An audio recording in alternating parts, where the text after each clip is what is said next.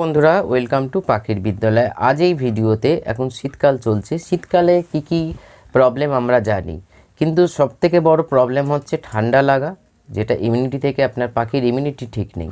আর সেই ইমিউনিটিটা কী করে আসে অনেকবার আমি ডিসকাস করেছি, সেটা নতুনভাবে আমি ডিসকাস করতে চাইছি না। যারা নতুন তারা একটু পুরনো ভিডিও ঘাঁটুন, ওখান থেকে পেয়ে যাবেন যে খাবার দাবার যদি সঠিক মতন না পড়ে, আর ডিটেলসে যাব না, ওই একটু সিডস খাইয়ে দিলাম একটু, ওরকম ব্যাপারটা না।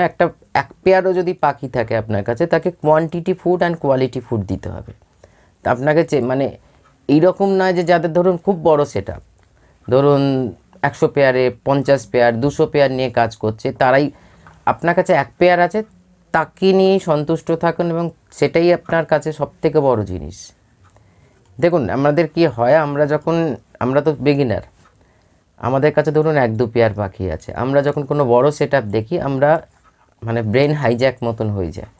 ঠিক আছে, এই হাইজ্যাকটা হতে দেবেন না, মানে আটকে যাবেন না। আপনার কাছে ওই দুটো পাখি বা 2 পেয়ার পাখি কিন্তু ওই 200 পাখির সমান, নিজেকে কখনো ডাউনে করবেন না। এই জন্যে সেই জন্য ওদের দুজনকে বা ওই 4 জনকে, 2 পেয়ার মানে 4 জনকে কী করে সঠিক খেতে দেবো, সঠিক প্রোটেকশান দেবো, সঠিক যদি মেডিসিনের দরকার লাগে তার প্রপার ডোজ দেবে, এগুলোকে জানতে হবে। না হলে আপনি ওই 200 পেয়ারে ঘুরে বেড়াচ্ছেন, আপনার কাছে রয়েছে 2 পেয়ার, আপনি 200 পেয়ারে আপনার মাইন্ড মানে সাবকনসিয়াস মাইন্ডে ঘুরে বেড়াচ্ছে, কখন এটা হবে। এটা কিন্তু আমাদের প্রত্যেকেরই হয়, আমারও আগে হতো, এখন হয় না। কারণ হচ্ছে যে ওই 2 থেকে কিন্তু এখন এখানে এসেছি আমি, যেগুলো দেখছেন এখানে ওখানে সেখানে, মানে সমস্ত কিছুই। তো সেই জায়গাটা কিন্তু এখন আমার এটা মনে হয় না যে দীপঙ্করদার সেট আপটা আমি এরমভাবে কীরম করব। যখন হবে একটা স্বপ্ন আছে, সেটা যখন হবে, কিন্তু এখন যা আছে সেটাকে নিয়ে থাকতে হবে। সেটা যদি 2টো পাখি হয়, সেই 2টো পাখিকে সঠিক খেতে দিন, সঠিক পরিমাণ খেতে দিন, যে কোয়ান্টিটি যে স্পিসিস অফ বার্ডস আপনার কাছে আছে তাকে তার খাদ্য অনুযায়ী।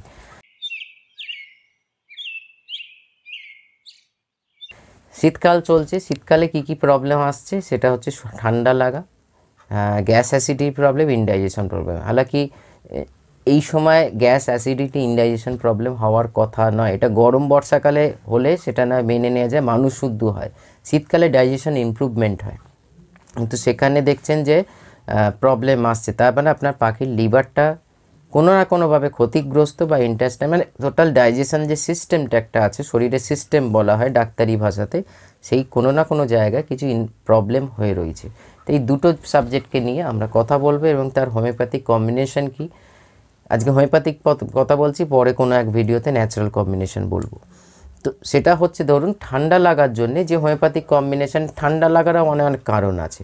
যেমন ধরুন হাওয়াতে ঠান্ডা লাগলো, হঠাৎ করে পাখিটা না বুঝে চান করে ফেললো, বা আপনি মানে কীরকম বলবো, ওয়েদারটা আপনার মানে সেট আপের ওয়েদার ফ্ল্যাকচুয়েট করছে, বাইরের টেম্পারেচারের সঙ্গে ম্যাচ করছে না, যে হিউমিডিটি থাকা দরকার। শীতকালেও কিন্তু 45 মানে 45 থেকে 55 হিউমিডিটি থাকা দরকার আপনার সেট আপে। না ডাউনে হলে পাখি যদি ইমিউনিটি ডাউনে থাকে, ফট করে ঠান্ডা লেগে যাবে। অ্যাকোনাইট 30, জেলসিমিয়াম 30, অসিমাম স্যান্টাম মাদার, এই 3টে মেডিসিন একসঙ্গে যাবে।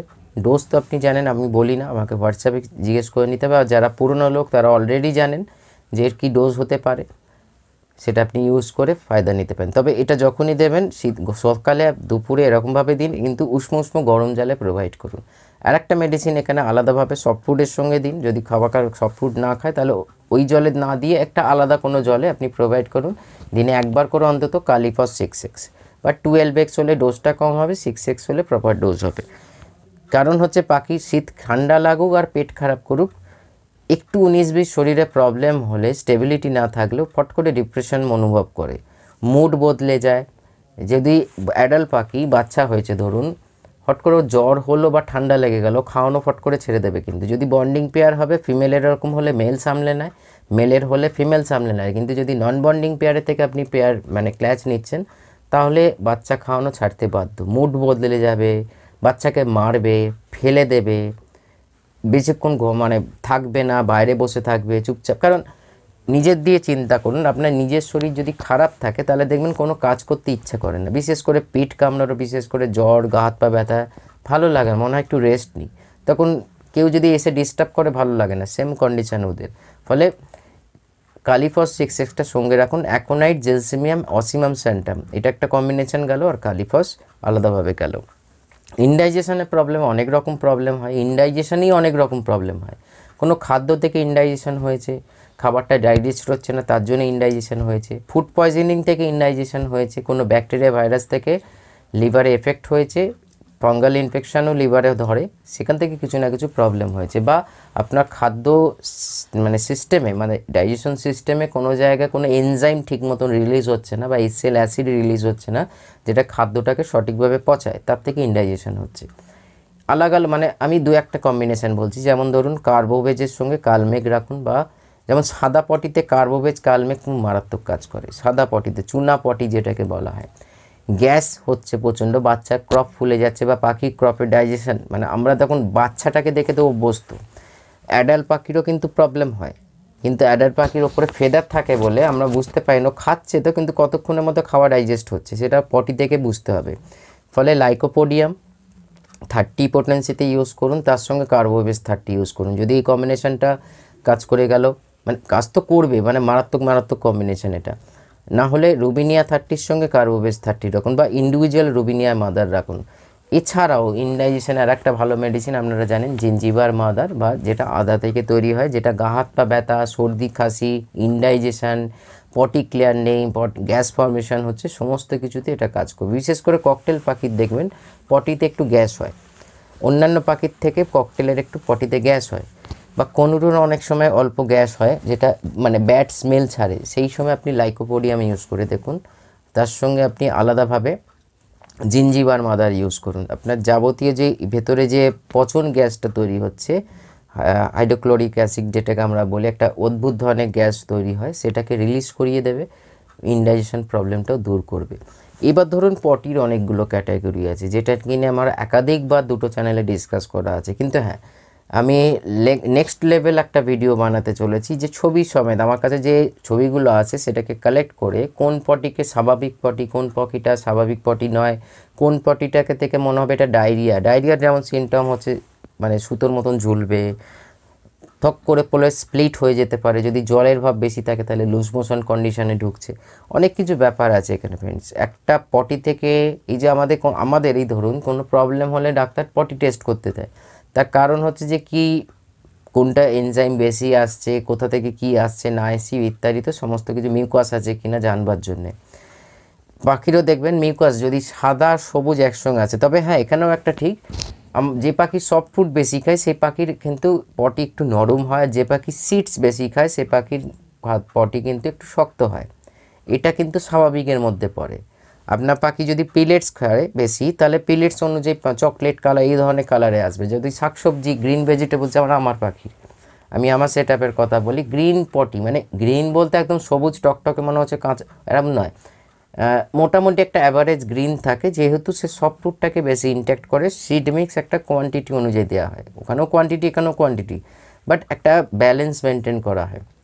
সেই জন্যে যে পাখি সব কনুর দেখবেন, কনুরে পায়খানা স্প্লিট বেশি হয়, ফট করে পড়লো স্প্লিট হলো অল্প, এতটা মতন পটি, কারণ তারা ফল পাকড় বেশি খায়, মানে ফলের যে ব্যাপারটা আছে, ফল পাকড় বেশি নয়, ফলের যে খাবারের ব্যাপারটা আছে, তো এগুলোকেও বুঝতে হবে। বিগিনার লেভেলে আমরা মনে করি মানে কনুরটা আমার এরকম, আর ব্যাপারটা হচ্ছে দেখুন পেটে অনেক সময় পটি জমে থাকে, আমাদেরও যেটা হয় যে মাঝে মাঝে পেট খারাপ হয়, সেটা কিন্তু হয়ে যাওয়া ভালো, পাখিদেরও ক্ষেত্রে ভালো। হ্যাঁ অত্যাধিক মাত্রায় বেরোচ্ছে তখন জল ডিহাইড্রেশনের প্রবলেম চলে আসছে, তখন তোর যেন আলাদা তো একটাই মেডিসিন আছে, যেটা আমি রেকমেন্ড করি, সেটা হচ্ছে arsenic album 30। Loose motion, diarrhoea, loose motion, indigestion, তার সঙ্গে সঙ্গে ফুড পয়জনিং, তার সঙ্গে সঙ্গে ডিহাইড্রেশন, সমস্তটি কিছুই থেকে, এবং উল্টি প্রবলেম যদি হয় মানে বমি, সেখানেও কাজ করে। বমির আর একটা কম মেডিসিন বলে রাখি এখানে, ইপিকক 30 খুবই ভালো মেডিসিন, তুরন্ত যদি ধরুন বারবার বমি হচ্ছে তাহলে এরকম প্রবলেম আসতে পারে। হোমিওপ্যাথিকে আর একটা ভালো কম্বিনেশন, পার্টি থেকে যদি ব্লাড আসে, ব্লাড ডিসেন্ট্রি যেটাকে বলা হয়, আবার আমার সাথেও হয়, আচ্ছা ব্লাড ডিসেন্ট্রি হয়, তাহলে মার্কসল 30 বা মার্ককর 30, আমার মনে হয় মার্কসল 30 বেটার। আমি অনেক রোগ এরকমভাবে রেকমেন্ড করে সারিয়েছি, শুধু মার্কসল দিতে হবে না, তার সঙ্গে অন্যান্য কম্বিনেশন যাবে।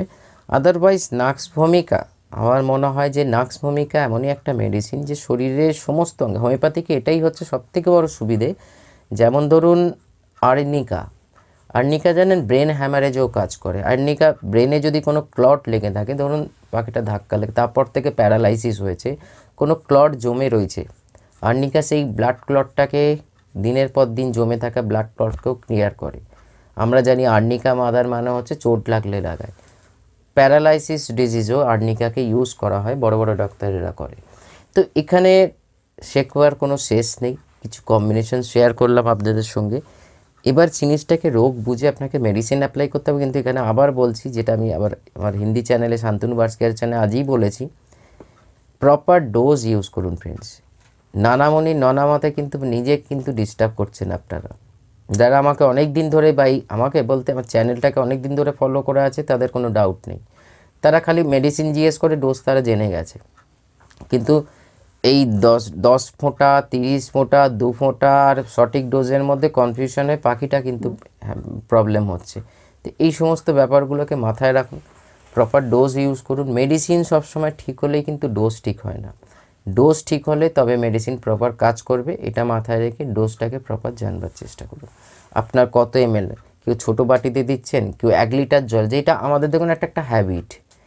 আমি এটা বলছি না যে 1 লিটার মানে জল ওয়েস্টেজ করবেন, আমি এটা বলছি যে পাখি কি ধরুন আপনার বড় সেটা, বা অনেকে বলে আমার 15 লিটার জল লাগে, হতে পারে সেই তর থেকে ওরকম অনেক বড় সেটা। কিন্তু আলটিমেট খুঁড়ে দেখবেন যদি আপনি ঠিক মতন কাউন্টিং করেন, এই 15 লিটারের থেকে 5 লিটার বাদ দিয়ে দিন, আপনার 10 লিটার জল লাগে। কারণ যেই জলটা আমরা ফেলে দিয়ে ওয়েস্টেজ করি, পাখি এত জল খায় না, ছোটো হোক বড়ই হোক যাই হোক না কেন, ওর যতটা রিকোয়ারমেন্ট সফট ফুড থেকে মানে শরীর সংগ্রহ করে ওয়াটার কন্টেন্ট থেকে। আর জল যেটা খাবার দরকার গরমকালে একটু ইনট্যাক্ট বেশি হয়, শীতকালে কম হয়। বাট 5 লিটার যে জলটা 15 লিটার যা লাগছে, ঠিক মতন দেখতে গেলে 10 লিটার লাগে, 5 লিটারটা আমরা ওয়েস্টেজ করি।